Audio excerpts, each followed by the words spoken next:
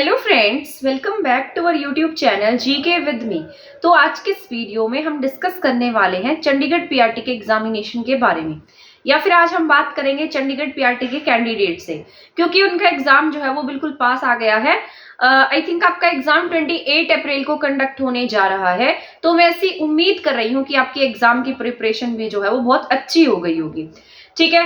क्योंकि आपको इस एग्जाम में कम से कम वन ईयर के अराउंड का टाइम तो मिल ही गया होगा, या फिर आप 8-9 मंथ का टाइम भी लगा सकते हैं। इसके अराउंड आपको इतना टाइम तो मिला है कि आप अपने एग्जाम की प्रिपरेशन अच्छे से की होगी, क्योंकि आपका जो एग्जाम है वो बहुत बार एक्सटेंड भी हुआ है, ठीक है। तो जो भी बच्चा बहुत सीरियस तरीके से, जो भी कैंडिडेट बहुत सीरियस तरीके से अपनी प्रिपरेशन कर रहा होगा, तो उसकी प्रिपरेशन बहुत अच्छे से हो गई होगी, ठीक है। अगर मान लीजिए आपकी प्रिपरेशन भी बहुत ज्यादा अच्छे से नहीं हुई है, या आपके कुछ पोर्शंस रहते हैं, कुछ सब्जेक्ट रहते हैं, तो आपको उसके लिए अपने आप को मेंटली कैसे प्रिपेयर करना है। क्योंकि कभी भी ऐसा तो होता नहीं है कि हमारा पूरा का पूरा सिलेबस कंप्लीट हो जाए, कुछ ना कुछ तो रह ही जाता है लास्ट मोमेंट तक। बट अब इस वीडियो में हम डिस्कस करेंगे कि आपको इस 7 डेज में अपने आप को कैसे मेंटली प्रिपेयर रखना है। क्योंकि आप जितनी तैयारी कर सकते थे, मेरे ख्याल से इतनी तैयारी आपकी अब तक हो गई होगी, या कुछ भी जो थोड़ा बहुत पोर्शन रहता होगा उसको आप अपनी प्रैक्टिस के थ्रू अच्छा करेंगे, ठीक है। क्योंकि ये जो थोड़ा सा टाइम पीरियड है, इसमें आपको अपने आप को मेंटली प्रिपेयर रखना है।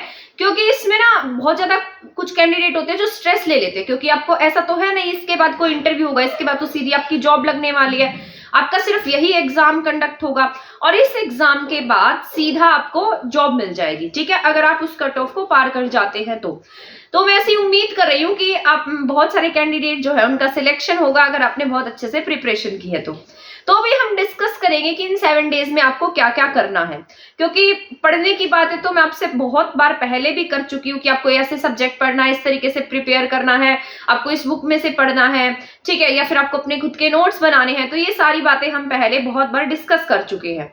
लेकिन आज की जो ये वीडियो रहने वाली है, इसमें मैं आपको बहुत ज्यादा ज्ञान नहीं देने वाली हूँ, मतलब कि आपको अब इस बुक में से पढ़ लेना है, इतने रट्टे लगा लेने हैं, ऐसा कुछ भी नहीं होगा।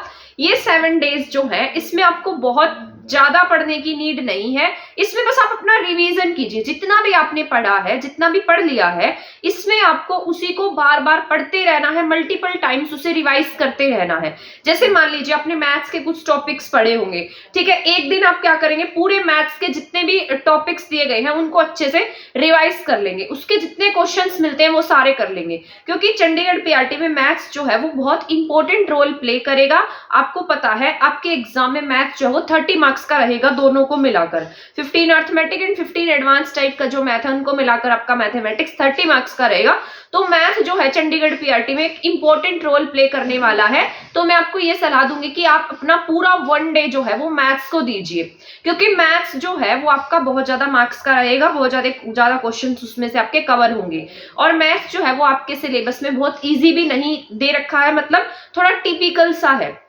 ऐसा नहीं है कि सभी क्वेश्चंस आपको टिपिकल देखने को मिलेंगे, कुछ क्वेश्चंस इजी भी होंगे और कुछ क्वेश्चन आपके टिपिकल होंगे। तो आपको दोनों के लिए अपने माइंड को प्रिपेयर रखना है। आपको ये नहीं सोचना है, मान लीजिए कई बार ना ऐसा होता है एग्जाम थोड़ा टफ आ जाता है, तब हमें क्या लगता है कि हमें तो पेपर नहीं आता, हमें कुछ क्वेश्चंस ऐसे होते हैं जो किसी को भी नहीं आते और उन्हें देखकर हम मेंटली प्रेशर में आ जाते हैं कि हमें तो पूरा पेपर नहीं आता। हमें ऐसा नहीं करना है, हमें पहले पूरी शांति से ध्यान के साथ में पहले पूरे पेपर को पढ़ना है। ये तो सारी बातें मैं आपको बाद में बताने वाली हूँ, जब आपके एडमिट कार्ड आ जाएंगे, जब 1 या 2 दिन रहेंगे, तब मैं आपके साथ डिस्कस करूंगी कि आपको अपना एग्जाम कैसे अटेम्प्ट करना है। बट मैं आपको बता रही हूँ कि आपको पैनिक नहीं होना एग्जाम के टाइम पर, और अभी आपको कोई मेंटल प्रेशर नहीं लेना है। बस आपको अपनी रिविजन और प्रैक्टिस करनी है। जितना भी आपने पढ़ा है उसको बार बार रिवाइज करते रहिए, बजाय कि आपको बहुत सारा मटेरियल पढ़ने के, आप उन्हीं टॉपिक्स को बार बार रिवाइज करें। साथ साथ जितनी प्रैक्टिस आप कर सकते हैं, अपने हाथों से जितनी प्रैक्टिस करेंगे उतनी प्रैक्टिस आपकी काम आएगी। इसके साथ साथ जैसे मान लीजिए मैं क्वेश्चन सीरीज करा रही हूँ, उसको भी देख सकते हैं आप, बट उसके साथ साथ अपनी खुद की भी तैयारी करेंगे।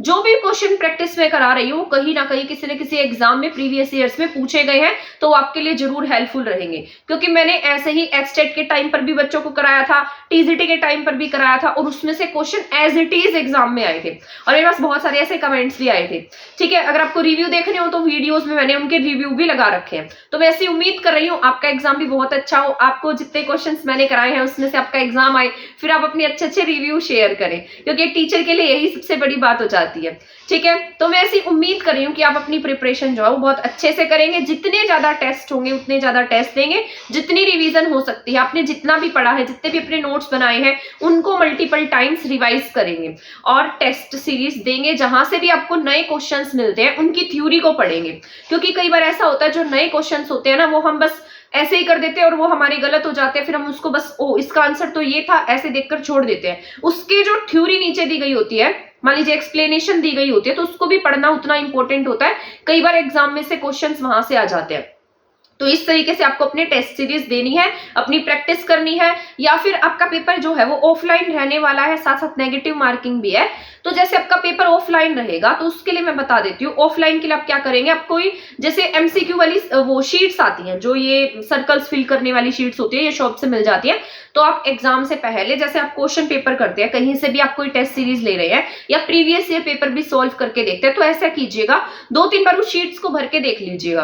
क्योंकि कई बार ऐसा होता है जब हम एग्जाम देने जाते हैं तो हम वो जो सर्कल होते हैं गलत फिल कर देते हैं, लेकिन अगर हमने यहाँ पर उन शीट्स को फिल किया होगा तो वहां पर गलत होने के चांसेस हमारे कम हो जाएंगे। ठीक है, और आपके आते हुए क्वेश्चंस भी गलत नहीं होंगे। तो बस यही बताना था मुझे, आपको ज्यादा से ज्यादा प्रैक्टिस करनी है, रिवीजन करना है जितना ज्यादा हो सके, जितने ज्यादा हो सके क्वेश्चन अटेम्प्ट्स करने हैं, और जितना भी आपने पढ़ा है उन्हीं टॉपिक्स को, उन्हीं सब्जेक्ट्स को डेली रिवाइज करना है। ठीक है, मैथ्स के ऊपर ज्यादा ध्यान देना है आपको। इसके साथ साथ जैसे करंट अफेयर है, एसएसटी है, टीचिंग एप्टीट्यूड है, ये भी बहुत स्कोरिंग वाले हैं सब्जेक्ट्स है, इनके ऊपर भी बहुत अच्छे से ध्यान देना है। पंजाबी जिसको नहीं आती है उसके लिए हेडेक लेने की जरूरत नहीं है, उसकी बजाय आप जितने भी सब्जेक्ट आपने किए हैं उन सबको बहुत अच्छे से कर लीजिएगा और उनमें ही आपका जो है सारा सिलेबस कवर हो जाएगा। ठीक है, तो ये सारी की सारी बातें जो मैंने आपके साथ में शेयर की हैं, शायद आपके कल तक एडमिट कार्ड भी आ जाएंगे। जैसे कि आपके एडमिट कार्ड आएंगे मैं आपको बता दूंगी, एंड देन उसके जब आपका एग्जाम होगा उसके 2 या 3 दिन पहले मैं आपको स्ट्रेटेजी बताऊंगी कि आपको अपने एग्जाम को कैसे अटेम्प्ट करना है। ठीक है, क्योंकि ऑफलाइन एग्जाम होता है, कई स्टूडेंट ऐसे होते हैं जिन्होंने ऑफलाइन एग्जाम पहले दिया ही नहीं होता, या उन्होंने मोस्ट ऑफ जो पेपर है वो ऑनलाइन दिए होते हैं। तो ऑफलाइन पेपर को कैसे कंडक्ट करना है वो सब मैं आपको बताऊंगी, कैसे आपको शीट्स भरनी है, कैसे आपको नेगेटिव मार्किंग से बचना है, क्योंकि आपके एग्जाम में नेगेटिव मार्किंग भी है। अगर आप 4 क्वेश्चंस गलत कर देते हैं तो आपका 1 मार्क कट जाएगा, यानी कि 0.25 मार्क्स की आपकी नेगेटिव मार्किंग है। तो मैं आपको बताऊंगी कि आपको कैसे नेगेटिव मार्किंग से बचना है, कैसे आपको ज्यादा से ज्यादा क्वेश्चन अटेम्प्ट करने हैं, आपके गलत क्वेश्चन होने के चांसेस कैसे कम हो सकते हैं, ये सारे के सारे हम तब डिस्कस करेंगे। अभी बस हमारा मोटिव ये था कि आपको अभी इस टाइम पीरियड पर अपने माइंड को बहुत रिलैक्सिंग मोड में रखना है, आपको बहुत ज्यादा हेडेक नहीं लेनी है। अगर आप इस टाइम पीरियड पर अपनी हेडेक लेंगे तो आप अपना एग्जाम जो है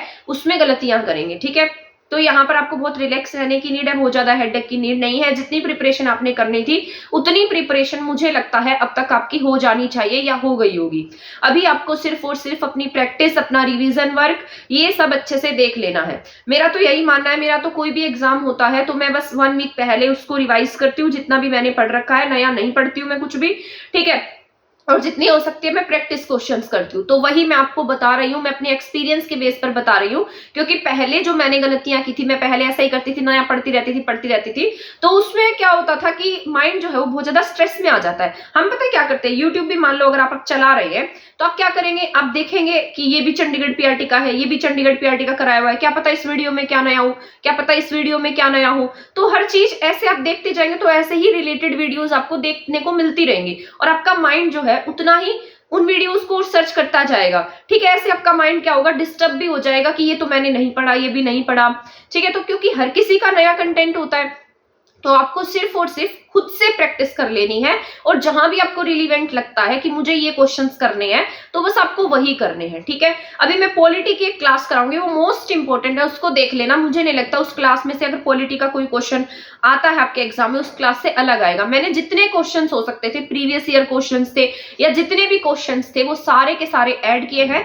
100 क्वेश्चन की पॉलिटी की सीरीज है, तो उसको देख लेना। हिस्ट्री की सीरीज करा दी है, बट कुछ टॉपिक्स मेरे रह गए थे, जैसे ज्योग्राफी के टॉपिक रह गए हैं, इकोनॉमिक्स के कुछ टॉपिक्स रहते हैं, उसके साथ साथ जैसे वर्ल्ड ज्योग्राफी है, और 1857 के रिवॉल्यूशन के क्वेश्चन ऐड नहीं किए थे, सोशल रिफॉर्म्स के क्वेश्चन मैंने नहीं ऐड किए, तो ये सारे एक वीडियो में करा दूंगी। तो ऐसे 3 वीडियोस में आपकी एसएसटी की प्रैक्टिस हो गई होगी। टीचिंग एप्टीट्यूड की 100 क्वेश्चन की सीरीज मैं करा चुकी हूँ, और इसके अलावा भी मान लीजिए मुझे कुछ क्वेश्चन मिलते हैं तो मैं आपको जरूर कराऊंगी। तो इतना ही कर लेंगे तो सफिशिएंट रहेगा, और मैं ऐसी उम्मीद कर रही हूँ कि आपने आपकी तैयारी अब अच्छी चल रही होगी। ठीक है, ये तो बात मैं बहुत बार बोल चुकी हूँ, बट मुझे उम्मीद है आपसे कि आप अपना एग्जाम जो बहुत अच्छे से करके आएंगे। ठीक है ना, और आपको बहुत बहुत ऑल द बेस्ट, आपको ऑल द बेस्ट आपके एग्जाम के लिए, अपनी प्रिपरेशन के लिए। तैयारी करते रहे, पढ़ते रहे। अभी एक नेक्स्ट वीडियो और मिलेगी आपको देखने को, जिसमें मैं आपको एग्जाम स्ट्रेटेजी के बारे में बताऊंगी कि आपको अपना एग्जाम कैसे अटेम्प्ट करना है। तब तक आप चैनल के साथ बने रहें। थैंक यू, धन्यवाद। मिलेंगे नेक्स्ट वीडियो में।